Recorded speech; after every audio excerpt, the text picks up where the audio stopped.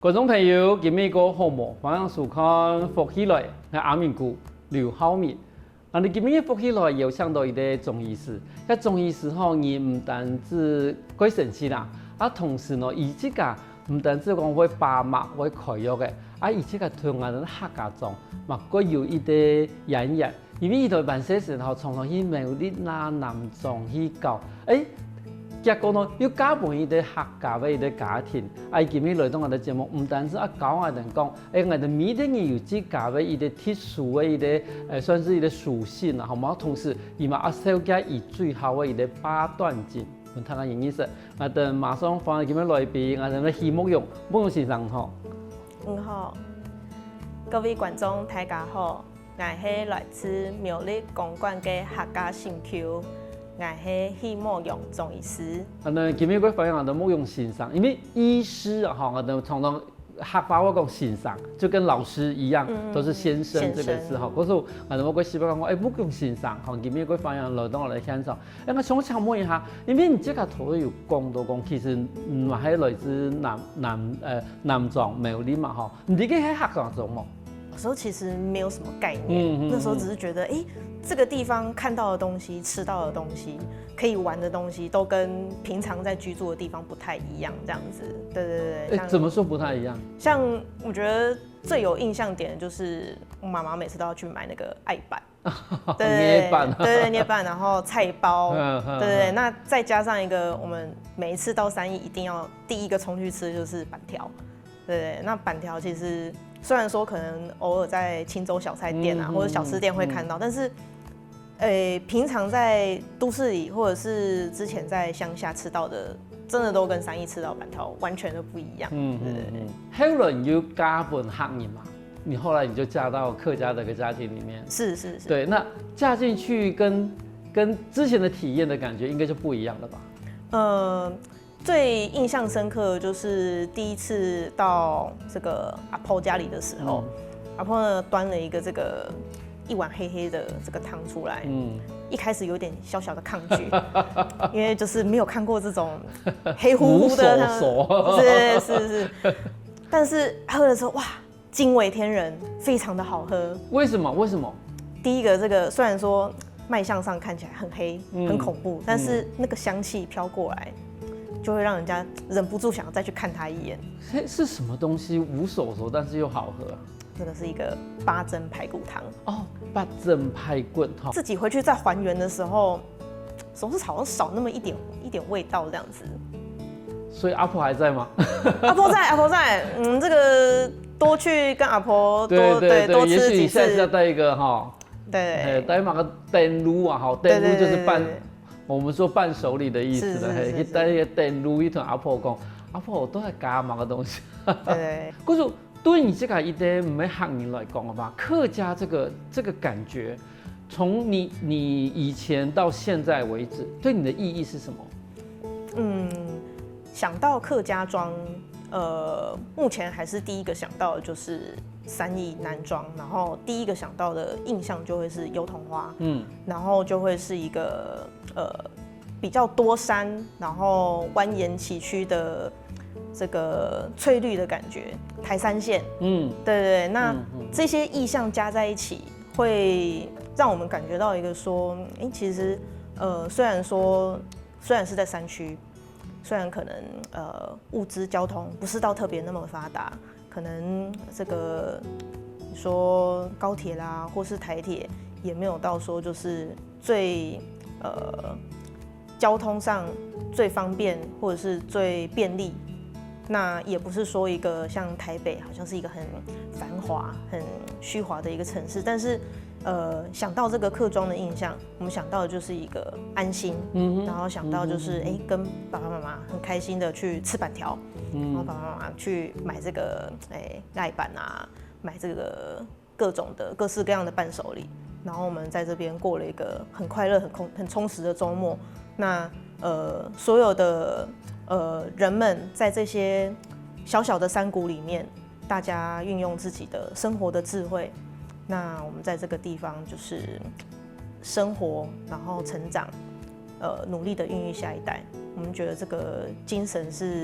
还有这个记忆是特别美好的这样子。其实那来讲哦，我真的可以感觉到，因为这么因为俺是南部的行业嘛，因为其实我们南部来说的话，俺的南部的行业是早期就是我们有一块屏东平原，那屏东平原就是简单说就是太阳充足、水源充足，所以说我们的资源充足，所以说再加上温度高嘛，所以说有一次我大概也是差不多在11年的时间，就是我入去南中哦，我才知道说啊，原来山里面的客家村庄在冬天的时间，就是那种湿湿冷冷的，然后山里面，然后当你觉得很冷的时候，然后就有一个细细的一个房子，然后就里面就感觉很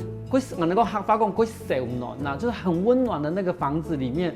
然后甚至隔壁有个小小的土地公庙，在那个一片的那个乌漆嘛黑的那个山里面，就一个小小的土地公庙，有一个闪烁的一个灯光，我才发现哦，原来北部的行业的那种氛围感是这种形成的。但是因为你刚刚开一台高雄嘛，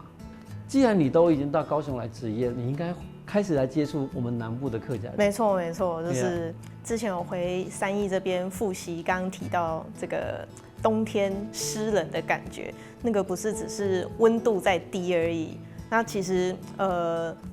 不晓得到底是湿度的关系，还是说是地理的关系。那个三义跟南庄这边的冬天真的是非常的厉害，对，就是像刚刚孝明哥提到的那个意象。那我觉得这个冬天湿冷，然后又整个就是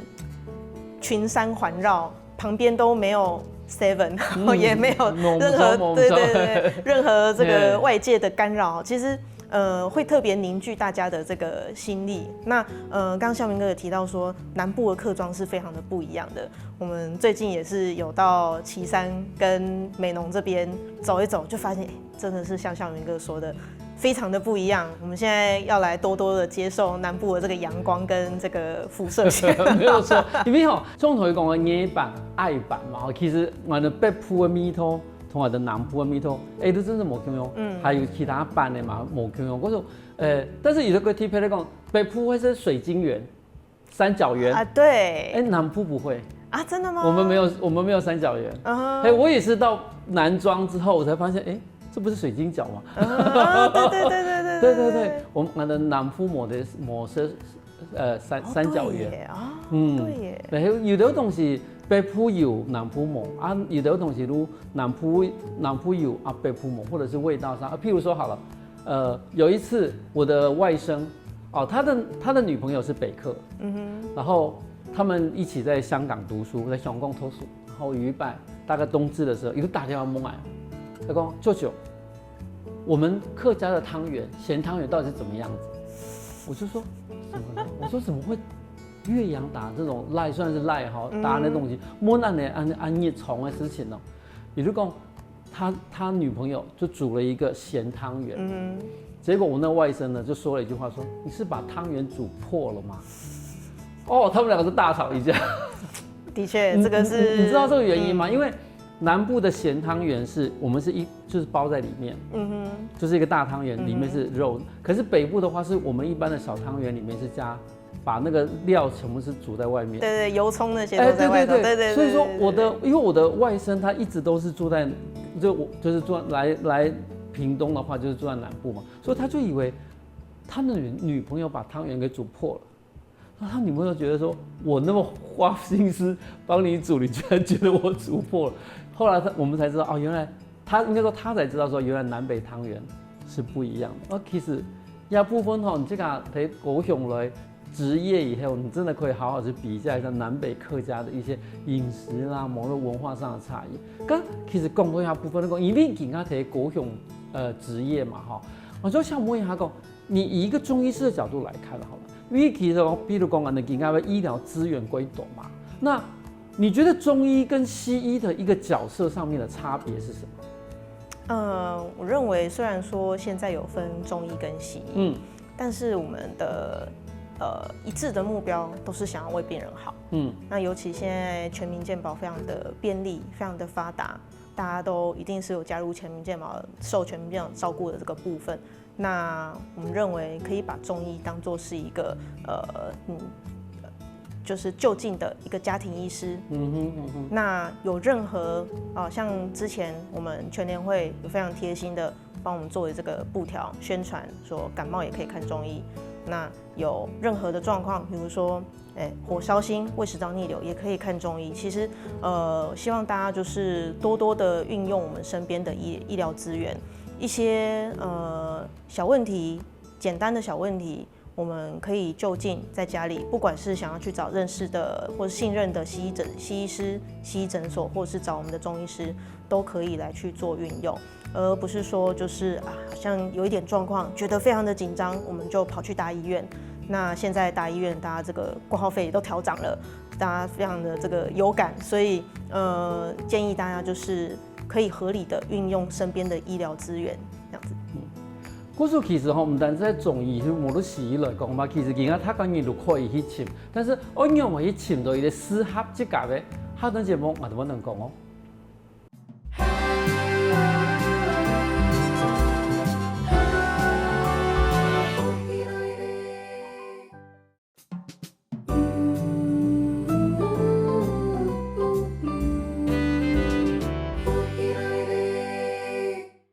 欢迎过来，福起来耶！上节目我的慕容中医师同我们分享讲，晚上的客家中了的时间无看我的情形。我想问一下中医师，因为其实头已经有讲到讲，中医同西医无看我角色嘛吼，但是其实我能提讲中医啊吼，关于特别的一件事情就讲，因为各一款每个人的体质不同嘛，但是问题是讲，我按样去提供我的体质是怎么样子啊？要看一个人的体质的话，其实要透过我们中医说4个不同的诊查方式，望、闻、问、切。那望就是说，我们看您整个人的眼神是不是有精神的？那比如说脸色是不是苍白的，还是暗沉的？闻的话就是听您的声音，孝明哥的声音铿锵有力，丹田非常的有力，那代表说这个身体的这个能量运输应该是没什么问题的。那问基本上就会是直接我们口头去问说，有没有什么哪一些不舒服？那切才会是我们进到脉诊的这个部分。那如果你说要确认一个人的体质的话，要进行以上这4个步骤来去做确认，这样子。那其实通常啦。大家如果没有什么特殊的状况的话，没有意外都会是平性体质。除了说有一些，比如说，你看到这个人他很容易脸色是燥热的，或者是说，面泛油光面就是非常的红润，然后而且是红到有点像关公的那种红，我们就会说，这个人他体质就是偏燥热型的这种的。那如果说你看到一个人想象一个形象，林黛玉。那形象就会是可能面色很苍白，那讲话声音也是低低弱弱、微微的，听不太到他讲话。通常这种人，我们就会说，可能是偏虚寒型的这样子。但是问题是讲，一般人来讲，头人讲望闻问切嘛，可是你刚刚有没有化妆啊？他会化妆啊。他有可能像林黛玉，但是他脸上还是苹果妆啊，是，他能用一款来的东西哦。我们中医还会看一个，尤其是在望诊的时候，会请大家把舌头伸出来。这个舌头是骗不了人的，不太可能在舌头上化妆啦。对。那再来另外一个，我们刚刚讲望闻问切里头最后一个，也是最重要的切诊。我们的脉象是骗不了人的，所以从望舌头跟切脉这部分是对身体会是一个100%的展现，这样子。就等于讲，我先看人家的另外一些，然后同时在一顿打码，然后安尼发去get去讲，你形容的体质其实是最准确的啦。但是有一个问题就讲，假如我装了支架，会影响到它的脉象吗？不会，但是我们会建议说在，看诊之前，我们如果有任何重大手术、任何的遗传疾病，都先如实的跟我们告知，前面才可以节省大家宝贵的时间，这样子。等于讲唔会讲，其实有可能有曾经有某个偏诊，结果打上来，它的脉象是不一样的。跟一般的讲法，你讲一般人都是中性的。没有什么意外的话，普通人都是应该是属于平性的这个范围，平性的范围。对。但是如果说今天像我们刚刚提到的，你很容易燥热，你很容易在冬天的时候手脚怕冷，或是有任何其他的状况，那南部这边我们觉得比较常见的是说是湿的体质啊，那再加上就是夏天实在是太热了，大家很喜欢就是喝一些冰饮啊，吃一些冰品来降温，但是这些冰都会化作这个我们说体内的湿气，那这些东西在身体里头累积久了之后，其实也会悄悄的改变我们的体质，让我们体质偏湿这样子。对对对。做嘛个中医师就因为中医师从头都提供这个模式北内哦，不要吃冰的，不要吃酸的哦，不要吃辣的哦，不要吃炸的哦。为什么常常讲这些东西？因为你知道吗？南部你假如没有这个东西，生活都没有趣味。其实并不是说所有的东西这个人都不能吃，而是说我们在针对某一些特定的病患，像我们刚刚说的啊。假设今天有一个林黛玉型体质的这个患者来看诊好了，其实这样子型的女性真的是非常多，尤其是我们现在大家都在做这个办公室，然后冷气又开了一整天，可能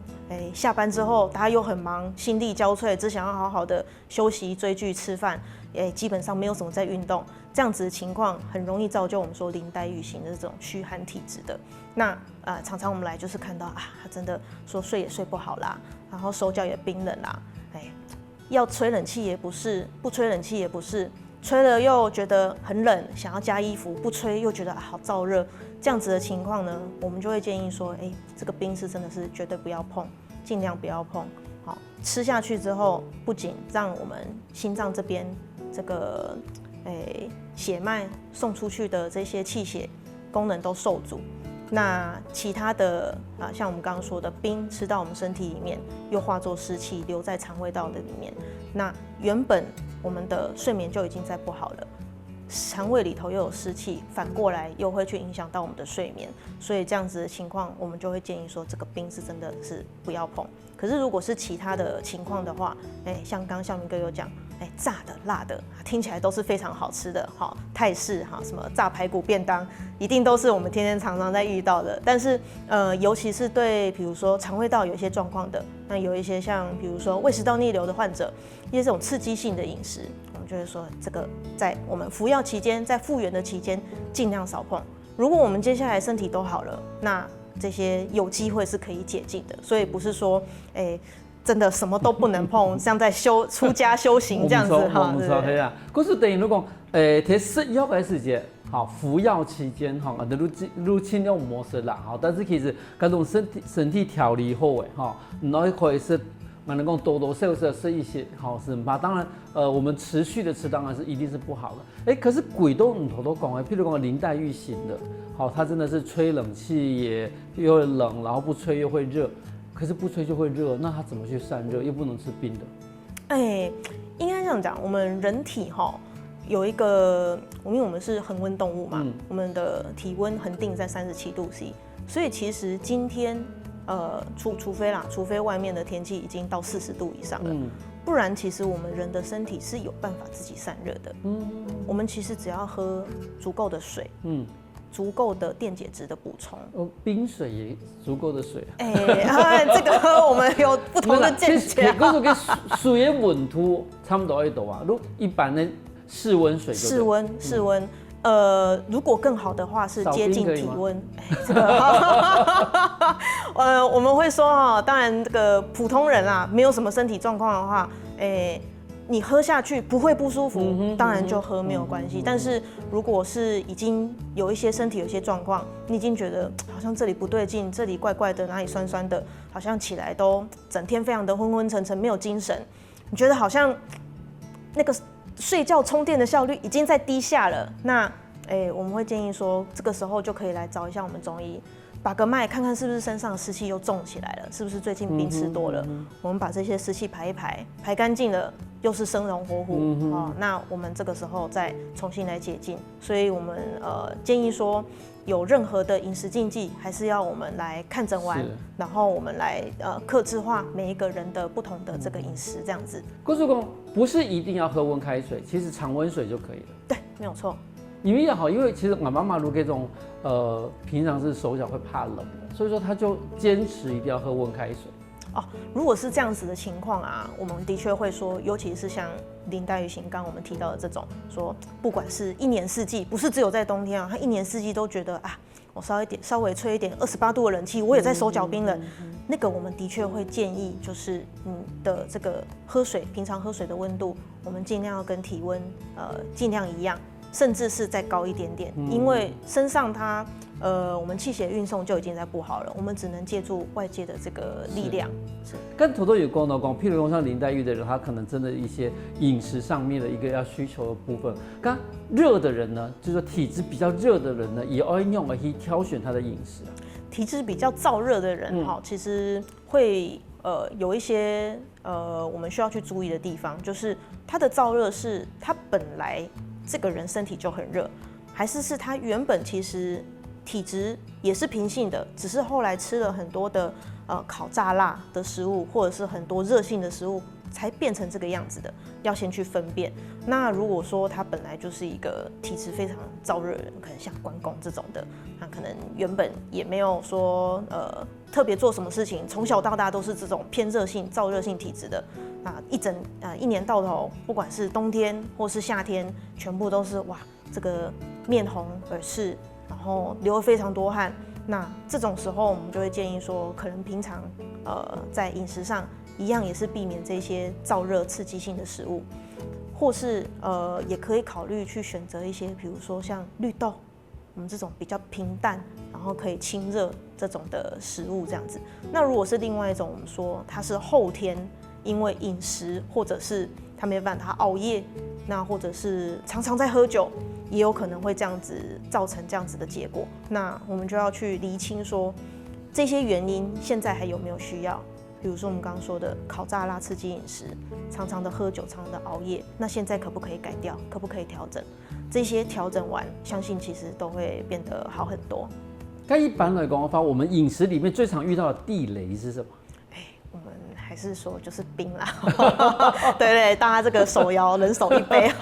那好，既然都是冰，我们就直接问了，少冰可以吗？还是就只能去冰？我们当然是会建议冰越少越好啦，越贴近室温越好啊。但是就像我们刚刚说的，如果你喝下去没有什么不舒服，我觉得重点是要觉察自己的身体。因为其实说实在，体质真的百百种，不是说大家一定都是在对，不是某一种这样子。那我们在体质的这个光谱上，在这一整个范围里面，我们今天体质也有可能变动，并不是说我今天喝没事，我明天喝就一定没有事。我们今天有可能因为要求学、要念书、要上班，有任何各种不同的任务，我们都要去应对的时候。其实无形之中，这个就是我们精力会消耗在这个地方。那精力消耗之后，明天醒来的你的身体组成跟今天是一样的吗？明天的你还是跟今天你是一样的吗？这个我们是有一点有待商榷了哈。那但是我们还是觉得重点是你要去觉察自己的身体。今天我喝了这个东西，我吃了这个东西，吃完之后是舒服的还是不舒服的？如果不舒服，我们是不是要去留意一下？我们下一次可以再验证一次。我每次吃到这个东西，或是在特定情况下吃到这个东西，我会不舒服。那这件事情我们就少做，或者是说我们可以去调整一下。像比如说有一些人他习惯就是我慢跑完，我就是要喝冰水，灌冰水，非常的舒畅，非常的舒服。但是到某一天他就会觉得，做这个动作之后呢，开始好像觉得会头晕，会有一点眼前发黑，那是不是这个动作我们就可以停止，不要做？冇再做我操。没错没错。嗰個其實生活地方有幾多習慣，可能就會影響到我哋體質。有時下我哋看到節目，我哋咪嗰度嗰精彩故事。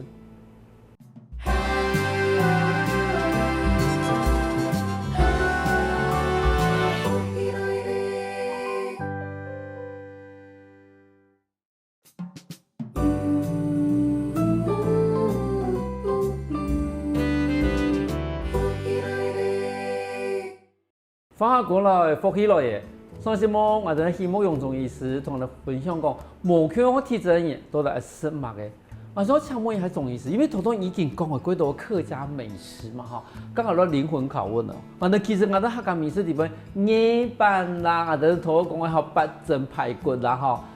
這種東西適合一般人吃嗎？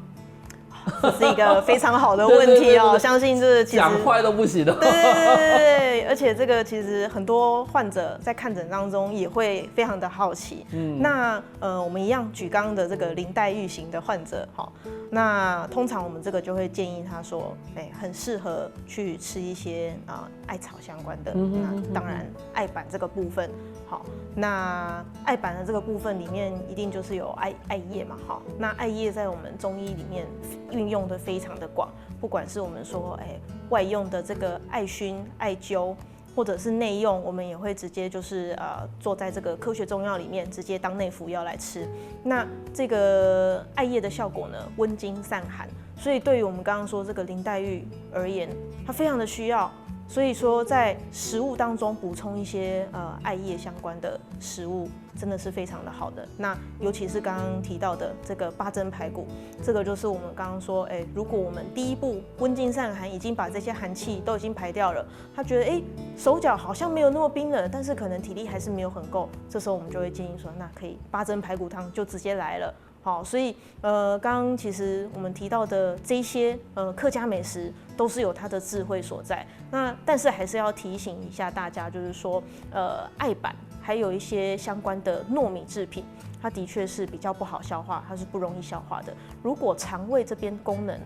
自觉肠胃比较弱，没有到那么强健的，我们这个摄取上的这个量还是要去留意，还是要不要去过量这样子。还是要有点节制的。没错没错。吃的东西的话，你虽然讲以盐压啦哈，某种人讲八珍啦讲，对我们的身体如果有一些的功效，但是多吃就是不好了。没错，里面真的是适量去吃就好了。他头上能讲到食的问题，那在运动方面呢，中医有没有什么譬如说像伸展之类的这样的运动，是你可以推荐给我们的观众朋友吗？我们这个有一个非常简单的气功可以来教给大家。大家可能有听过五禽戏，这个是华佗所创立的这个五禽戏，就是有5种动物。但是今天我们没有教那个比较难哈。我们今天教一个最简单的，好，叫八段锦的第一式。第一式其实就已经非常的有用了，而且我们不管是坐着、站着，我们都可以来操作。所以说，就算是80-90岁，我们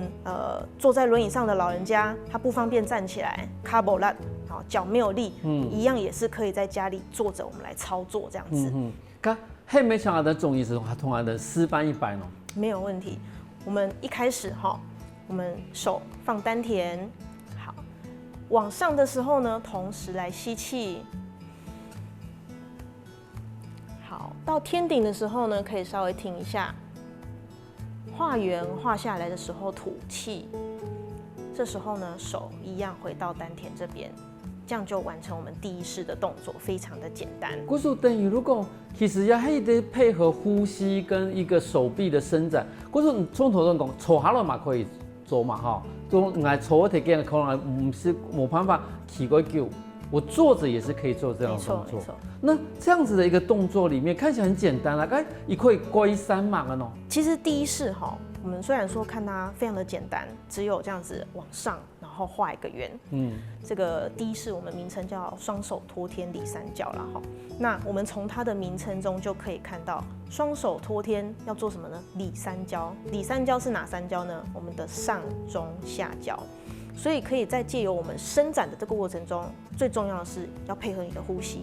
呼吸可以怎么样呢？第一个，我们肺部、肺功能、肋间肌。还有呼吸的时候，最重要还要配合一个横膈膜这边的横膈肌，那这些地方都可以去有效的运用到伸展到。那上中下焦这3焦，我们都可以去给它做一个气的疏导跟通畅。所以这个是我们第一式最重要，也是最简单。所以今天想要教给各位观众朋友。那中药的通作来讲的话，比较适合哪一些族群啊？其实这个百无禁忌，到我们说小朋友，甚至到老人家80、90岁，甚至100多岁，我们都可以做，都没有关系，都没有问题。那尤其是适合我们说坐在办公室的办公族，因为我们有太多患者，他都是说一整天都是非常努力、兢兢业业在办公桌前打电脑。那我们打电脑一定是这个姿势嘛，哈，双手一直固定这个姿势啊，下班之后就觉得怎么办呢？整个肩膀都非常的僵硬，然后呢，因为整天都窝在电脑桌前，没有办法，太辛苦了。那整个胃他可能食欲也不好，也吃不太下，或者是说另外一个极端，他去聚餐大吃大喝，变成整个胃都全部都堵胀在中间这边。那这个时候我们就会特别去建议说，我们可以去操作这个双手托天抵三焦的动作，借由这个动作呢，来去重新把我们的整个上半身舒展开来。那里面的这些内脏、这些器官，也可以借由同样的机会得到舒缓跟舒展。咁要唔要通俗嚟講嘅話，100一周1到8啊？一次的话呢，其实我们会希望说是配合呼吸，所以我会建议大家不要聚焦在那个动作，大家要聚焦的是自己的呼吸，所以呼吸的话不用多，我们就是比如说中午午休，吃饱饭午休的时候可能出来到外面走一下，散个步，然后呢，在不管是办公室后边的休息区，或者是我们到家里的楼下的7楼，或是家里的天台都可以，都非常可以操作。重点是我们要接触到户外的新鲜空气。好，我们一整天都已经在办公室忙了一整天了，好，我们到户外新鲜空气稍微交流一下，呼吸一下新鲜空气。这个时候，我们借由呼吸，然后借由我们这个身体的这个带动，双手的这个带动，来重新让身体来去 reset， 来去重新的重整。那刚刚我们说多久？其实不需要很久，我们只需要做2到3分钟就可以了，一次做2到3分钟。那我们会建议说，如果行有余力的话，我们就是3餐饭后，我们吃饱饭后，这个时间比较好记啊，刚好饭后大家也需要休息一下，不适合做太剧烈的运动，所以我们就做这个比较和缓舒缓的这个运动。3餐饭后，我们就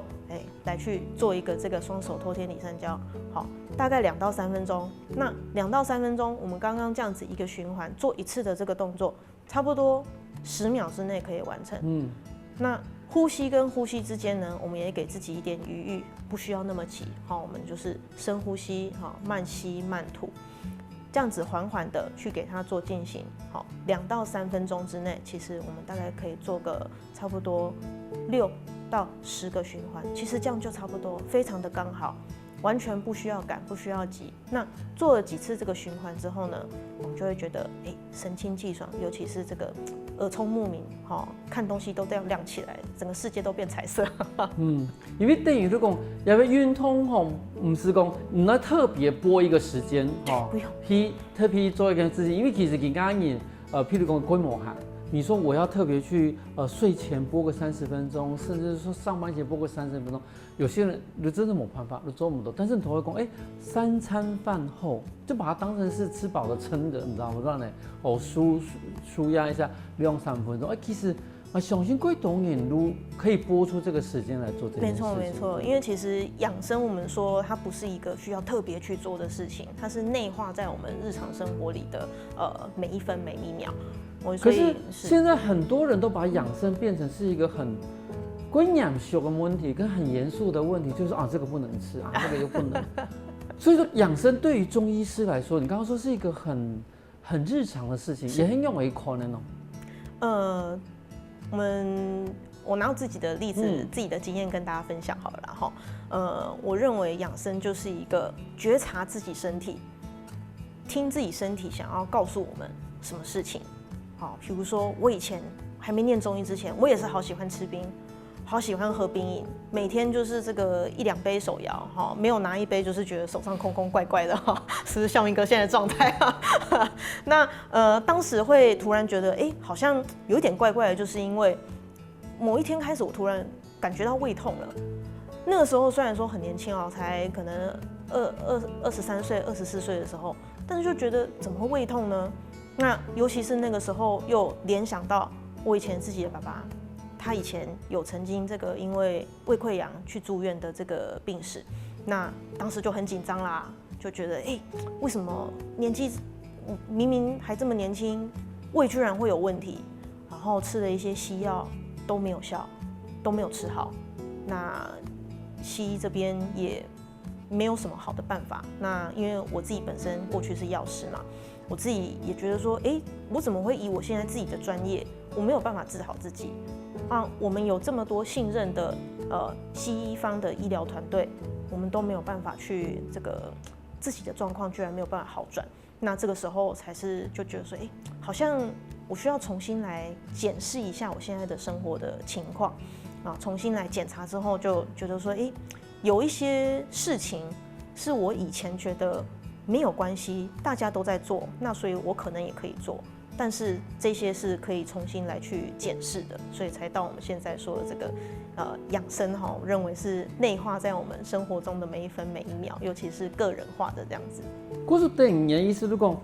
用养生这件事情，其实要重新去看人家的身体里面，尤其是听自己的身体了。好，不是说人家所以说啊，每天早上一杯咖啡就怎么样什么之类的，或者是说啊什么什么之类的，你就是停顿的中。最主要的讲，你的身体可以接受，甚至说你的身体会这样子的动作，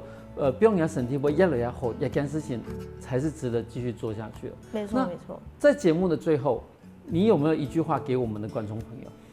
我会想要让大家带回去，或者是内化，就是希望大家这个培养养生的意识，就是听你自己的身体的声音，听身体在说什么。每一个人的身体现在遭受到的任务的情况都是不一样的。那也像我们刚刚上一段有提到的，体质真的百百种。那尤其是现在人工作压力非常的大，节奏非常的快。那在这种情况下，我们更应该要去留意说身体的这个讯号，还有身体想要告诉我们什么事情。我们身体只有一个，它会陪我们到很久很久以后，所以一定要好好听它说话。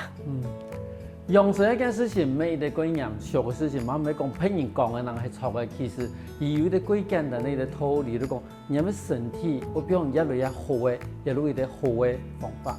今日我咁想下等醫生，來到現場分享按到安精彩故事。謝謝主持人，謝謝各位觀眾朋友，張來了。休息一下喎，聽下啲先生來同我運動哦。我看福起來嘅觀眾朋友，記得去我哋面書網站，還有到我哋客家電視台 YouTube 把我哋影片分享出去哦。